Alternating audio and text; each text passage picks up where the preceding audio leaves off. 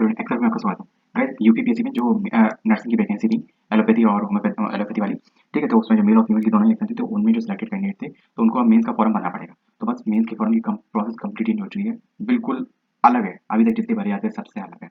ठीक है, तो प्लीज पूरी देख लेना, क्योंकि अगर आपने एक दिन भी देखने में लेट किया तो आपका सिलेक्शन से आप आउट हो जाओगे, ये पूरा पक्का है। ठीक है, तो चलिए वीडियो शुरू करते हैं। देखो, सबसे पहले जो स्टाफ नर्स की वैकेंसी थी, सीधी सी बात है, ये वही वैकेंसी देख लो आप, यही वाली में भरा था कि नहीं भरा था। ठीक है, परिचय 2023 के आधार पर जो मुख्य परीक्षा में हेतु सफल हेतु अभ्यर्थी को अत्यधिक सूचित किया जाता है, सभी अभ्यर्थी को, जो भी सफल अभ्यर्थी है। आपको इस आयोग की वेबसाइट पे जाके, ठीक है, आपको आयोग की वेबसाइट पे जाके फिल करना है। फिल करना है ये मेंस का एग्जामिनेशन फॉर्म, क्लिक किया टू लिंक पे, आपको ऑथेंटिकेट वगैरह करना है। देखो मैं सीधे बता दूंगा, यहाँ पे जाओगे, यहाँ पे ये देखो आपको लिंक मिल जाएगा दूसरा। ठीक, ये नहीं 1 2 3 4 ये वाला।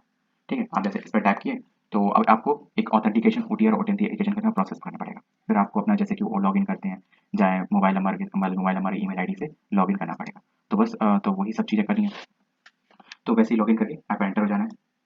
ठीक है, तो जैसे ही आप लगे फी पेमेंट वगैरह आपको करनी पड़ेगी, तो फी पेमेंट वगैरह आपको सब कुछ कर लेना है। ठीक है, एसबीआई पोर्टल के थ्रू हो जाएगा। ठीक है, और ये देखिए 55 अनबैंकिंग भी इसके साथ चेंज करेंगे, तो कुछ भी आप चेंज कर सकते हो, जो भी ये सारे मतलब प्रोसेस मतलब पेमेंट के मोड है, तो इनमें से आप कुछ भी चूज कर सकते हो।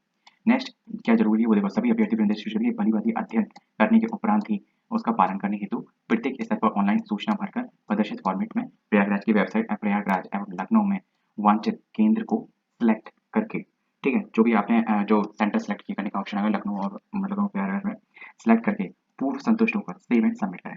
ठीक है, तो जो भी आपको वहाँ पे सेंटर भरने का ऑप्शन मिले, चूज करने का ऑप्शन मिले, तो वो संतुष्ट होकर भरें और जो भी चीज सूचना भरे वो सही भरें, ये चीज करना है। अतः अभ्यर्थी से अपेक्षा की जाती है कि उपरोक्त वांछित सूचना 14 मार्च तक सही सावधानी पूर्वक भरना सुनिश्चित करें। होपफुली आपने सभी अभी तक सब कुछ सबमिट कर लिया होगा 14 तारीख तक। ठीक है, कर लेंगे। नेक्स्ट आपको अब क्या करना है, 14 तारीख तक आपने ये सब कुछ कर लिया, सेव एंड सबमिट करना है, किए गए फॉर्म सेट को मुद्रित कर देना है। ठीक है, ऑनलाइन फॉर्म से सेव एंड सबमिट के उपरांत उसका प्रिंट आउट निकाल लेना है। ठीक है, एक चीज देख लेना है, आपको अगर कोई उसमें करेक्शन करना हो तो केवल एक बार संशोधन करने का ऑप्शन मिलेगा, तो प्लीज 14 तारीख तक करेक्शन कर लेना। ठीक है, तो आयोग की वेबसाइट पे जाके आप करेक्शन कर सकते हो, सेम चीज, click here to modify the online details. ठीक है, और दिस फॉर्म, ठीक है, तो ऐसे करके तो डैशबोर्ड के माध्यम से आप सब कुछ ये चीज एडिट कर सकते हो 14 मार्च 2024 तक। ठीक है, आपको इसके अतिरिक्त जाति प्रमाण पत्र, ईडब्ल्यूएस सर्टिफिकेट, ठीक है, स्वतंत्रता सेनानी वाला, आर्थिक रूप से कमजोर, पीडब्ल्यूडी वाले सभी का जो पीडीएफ फाइल भी है, अगर आपको कोई इशू हो तो फिर भी मैं आपको शॉर्टकट बता दूं, सारे यूपी वाले लगेंगे, सेंट्रल वाला नहीं लगेगा, स्टेट वाला लगेगा आपका। ठीक है, वो भी केवल यूपी का।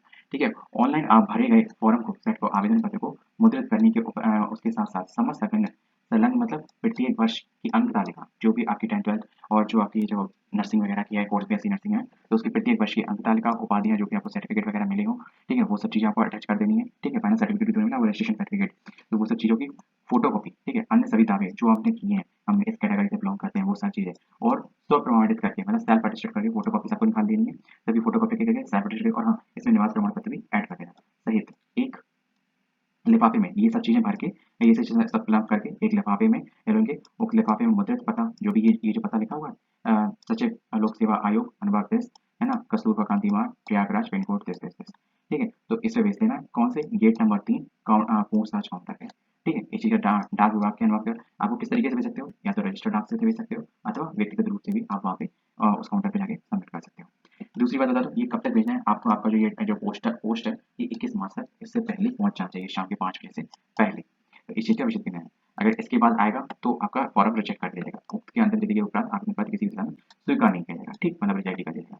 तीसरा चौथा पॉइंट, ये चीज आपके लिए सबसे पॉइंट है ना, एक सेकंड 2 मिनट रुक जाना, आपको एक डिटेल में एक चीज और बात बतानी है मुझे। ठीक है, इसके अतिरिक्त आरक्षण के दावे के संबंध में उपयुक्त जो भी आपने सर्टिफिकेट वगैरह लिया हो, ऑनलाइन बना वो चाहिए, डिजिटल प्रारूप में ही चाहिए, इन्होंने कहा है। ठीक है, ऑनलाइन वाला ही चाहिए, परंतु उसके उपरांत निवास प्रमाण पत्र, मैंने आपको ऊपर बता ही दिया, सारे डॉक्यूमेंटों के साथ निवास प्रमाण पत्र भी आपको ले जाना है।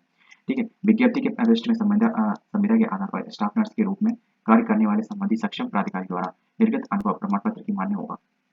ठीक है, मतलब संविदा वाले ही मान्य होंगे। ठीक है, ठेके वाले मान्य नहीं होंगे। ठीक है, इस चीज का विशेष ध्यान रखना, ठेके वाले मान्य नहीं होते हैं। एक चीज मैं आपको अभी दिखा भी दूंगा। ठीक, ये उन्होंने बोल भी दिया है ना कि संविदा के आधार पर ही होंगे, मान्य होगा, और जिसका प्रारूप दिया गया सदा प्रारूप में ही ये चीज दी गई है। अभ्यर्थी द्वारा प्रश्न का चयन प्रारंभिक परीक्षा में ऑनलाइन आवेदन में श्रेणी, आर्हता, एलिजिबिलिटी, जो भी आपने कहा होगा हम ये हैं, तो वो सारे रिलेटेड डॉक्यूमेंट तो मैंने ऊपर बता दिए, सबको सेल्फ अटेस्टेड करके मुख्य परीक्षा के आवेदन के साथ, ठीक है, जो मेंस का एप्लीकेशन फॉर्म है उसके साथ में उसको सबसे ऊपर लगाना। फिर अपना मैं बताऊँ, नर्सिंग के सर्टिफिकेट सारे लगाना, फिर 12th के लगाना, फिर 10th के लगाना। ठीक है, और फिर अपना क्या लगाना, अपना जो कास्ट सर्टिफिकेट है, फिर पास प्रमाण पत्र है, ठीक है। फिर अपनी एक आईडी आप लगाना चाहो तो लगा सकते हो, ठीक है। अगर आपने जैसे आईडी जैसे कि फॉर्म भरते वक्त दिया गया है ना, आधार कार्ड, पैन कार्ड जो भी चीज़ है उसकी फ़ोटो भी लगा सकते हो, है ना।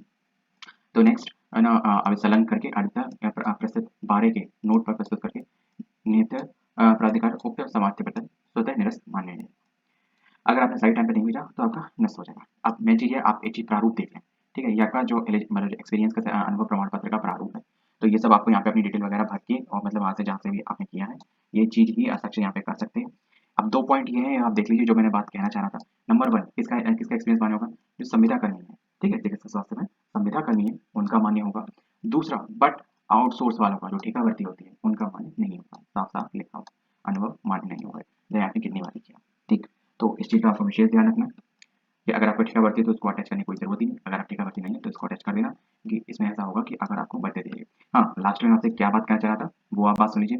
देखो, ये एक तरीके से मेंस का फॉर्म भरा के आपका डीवी भी कर दिया जाएगा, ठीक है? अब इसमें क्योंकि किसी भी मेंस के फॉर्म में मैंने अभी तक किसी में भी डॉक्यूमेंट सेल्फ अटेस्टेड करके बाय पोस्ट नहीं भेजे हैं, ठीक? ऑनलाइन आप ऑनलाइन भले गए हो, ठीक है? मैं ये नहीं कह रहा ऑनलाइन तो मैंने प्रीलिम्स में ही दिए हैं, कि पहली बार फॉर्म भरे हैं तो उसी में ही सारे डॉक्यूमेंट सीएसएसआर का मैंने फॉर्म भरा था, तो कंप्लीट पूरे डॉक्यूमेंट मैंने ऑनलाइन पूरे अपलोड किए थे, ठीक है? बट इसका मतलब बट वो ऐसा तो नहीं रहा ना कि वो चीज़ क्लैरिफाई थी।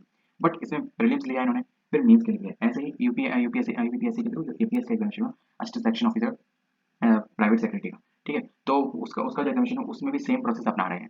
डॉक्यूमेंट आपके सेल्फ अटेस्टेड करवा के विद मेंस एप्लीकेशन आपको भरना है। पहली बात, एक चीज़ आपको शॉर्टकट पूरा बता दूँ, मेंस एप्लीकेशन भरना है, मेंस एप्लीकेशन सेवन सबमिट करने के बाद उसका प्रिंट आउट लेना है ना? प्रिंट आउट लेने के बाद उसको और अपनी जो एलिजिबिलिटी वाले जितने सर्टिफिकेट हो, आपकी जितनी अंक तालिकाएँ हों वो, आपका रजिस्ट्रेशन सर्टिफिकेट, ठीक है? रजिस्ट्रेशन सर्टिफिकेट इसलिए बोल रहा हूँ, ये बहुत से लोग रजिस्ट्रेशन सर्टिफिकेट भूल जाते हैं, ठीक है? और आपका जो सर्टिफिकेट हो, डिग्री सर्टिफिकेट, डिप्लोमा सर्टिफिकेट जो भी होगा वो, ठीक? और आपकी 10th-12th की मार्कशीट, ठीक? प्लस आपका जो ईडब्ल्यूएस या फिर किसी भी कैटेगरी से आप लोग होते हो वो, प्लस आपका निवास प्रमाण पत्र, ये इसी जिस सीक्वेंस में बोल रहा हूँ इसी सीक्वेंस में लगाना है, ठीक है? फिर आप लास्ट में आप अपनी एक आईडी लगा सकते हो। फोटो का इसमें इन्होंने कुछ बोला नहीं है तो इसलिए फोटो से फिलिंग तो उससे कोई मतलब नहीं है, ठीक है? दूसरी बात आप सुन लीजिए, ठीक है? ये एक तरीके से आपका डीवी भी हो सकता है। डीवी में मतलब ये हो सकता है कि जैसे कि आपका एक प्री डीवी हो गया ये। प्री डीवी का मतलब ये है कि ये देख लिया कि जैसे कि 1000, क्योंकि मैंने अभी देखा था कि इन्होंने जितने कैंडिडेट चाहिए थे उतने कैंडिडेट मिले नहीं थे, है ना? तो उसके अकॉर्डिंग इन्होंने ये मेरे ख्याल से कंडक्ट कर ये प्रोसेस अपना रहे हैं।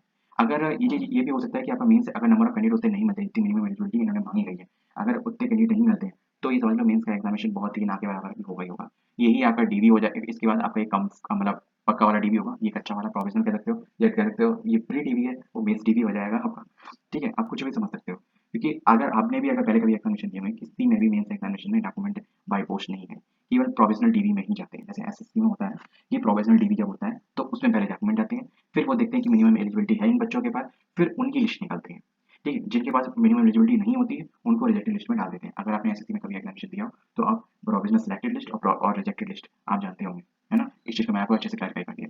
दूसरी बात, तो ये एक तरीके से हो सकता है, तो अपने सारे डॉक्यूमेंट, रजिस्ट्रेशन सर्टिफिकेट, आपकी जितनी अंक तालिकाएँ हैं वो, आपका डिग्री के सर्टिफिकेट, ठीक? और आपकी 10th-12th की मार्कशीट, आपका जो ईडब्ल्यूएस, एक्स जो भी सर्टिफिकेट आपने कैटेगरी ले रहे हो वो, निवास और आईडी, ठीक है? और सबसे ऊपर लगाना है आपको क्या? आपका मीन्स का एप्लीकेशन फॉर्म, ठीक? तो इसी तरीके से इसी फॉर्मेट में आपको सारे रखने हैं। अब कई लोग कहेंगे कि खड़े मतलब A4 साइज़ में मतलब ऐसे ही सीधे जाएँ, फ़ोल्ड करके जाएँ। देखो उससे कोई मतलब नहीं। बस एक चीज़ ध्यान रखना, जब आप अपना पोस्टल जो एनवेलप दो, तो बाकायदा वो अब टेप लगाएँगे, पर एड्रेस पे आप भी टेप लगा देना, एंडिंग पे आप अपनी तरफ से टेप लगा देना, ठीक है? कि वो चीज़ आपके लिए अच्छी है, थोड़ा वज़न थोड़ा 10-5 ग्राम बढ़ जाएगा तो उससे कुछ ज़्यादा नुकसान नहीं होगा। ज़्यादा से ज़्यादा ऑल ओवर यूपी में से अगर कोई भी कैंडिडेट भेज रहा होगा, है ना? तो उसके ₹42, दिल्ली तक भी कोई दिल्ली से भी कोई भेजा होगा, तो 40-42 से ज़्यादा रुपए नहीं लगेंगे आपके रजिस्टर्ड डाक के, ठीक है? तो बस यही बात मुझे आपको बतानी थी। तो पूरी प्रोसेस कंप्लीट चेंज है। अपना मैंने आपको जो थंबनेल में बताया, वो चीज़ पूरी आपको कंप्लीट मिल गई होगी जो 30 सेकंड बताया था। तो बस यही आपको अपडेट देनी थी। मैं वीडियो को मैं यहीं समाप्त करता हूँ। कोई और अपडेट इसके रिगार्डिंग आती है या फिर जो मैंने आपको जो प्रोजेक्ट बताया है, अगर वही होता है तो कांग्रेचुलेशन इन एडवांस, ठीक है? मिलते हैं नेक्स्ट वीडियो में। जय हिंद। और हाँ, अगर वीडियो इन्फॉर्मेटिव लगी तो वीडियो को लाइक, चैनल को सब्सक्राइब